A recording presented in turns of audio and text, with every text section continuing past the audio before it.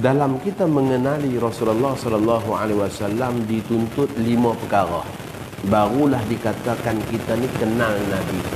Ya. Orang kata tak kenal tak cinta, masya-Allah, ya. Selalu kita buat program cinta Rasul dan sebagainya.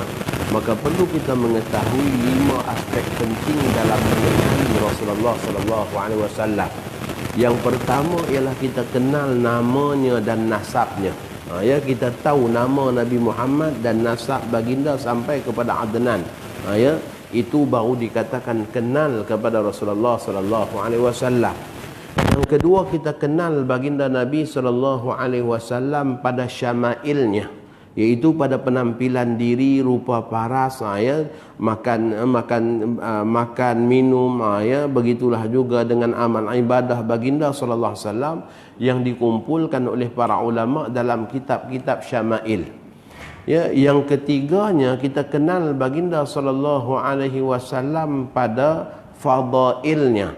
Fadail bermaksud kelebihan-kelebihan yang Allah Subhanahu wa taala anugerahkan kepada baginda sallallahu alaihi wasallam yang tak diberikan kepada, ya, manusia lain. Ya, itu merupakan fadail, kelebihan yang Allah berikan kepada baginda. Istimewanya baginda ni ada khususiat ataupun pemberian yang Allah Subhanahu wa taala anugerahkan tak diberikan kepada orang lain.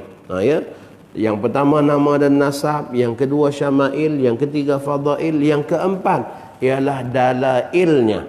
Dalail bermaksud tanda-tanda kenabian baginda sallallahu alaihi wasallam, bukti-bukti kenabian. Ada daripada kalangan ulama yang mengarang kitab dengan tajuk Dalailun Nubuwah, tanda-tanda kenabian. Ada juga dalam kalangan para ulama yang mengarang kitab dengan judul Mu'jizat. Ya, mukjizat Rasulullah sallallahu alaihi wasallam itu merupakan dalail. Ya, tanda kenabian baginda sallallahu alaihi wasallam, bukti-bukti kenabian, ya, yang nyata yang Allah anugerahkan kepada baginda. Dan aspek yang kelima, kita kenal baginda sallallahu alaihi wasallam apabila kita mengetahui perjalanan hidup baginda sallallahu alaihi wasallam daripada kitab-kitab sirah. Sekurang-kurang maklumat sirah yang wajib kita tahu. Nabi kita dilahirkan di Mekah, Nabi kita wafat di Madinah, Nabi kita menerima wahyu di usia 40 tahun, Nabi kita telah mengalami satu perjalanan Isra' dan Mi'raj. Itu merupakan perkara-perkara yang wajib kita, ya, yang wajib kita ketahui.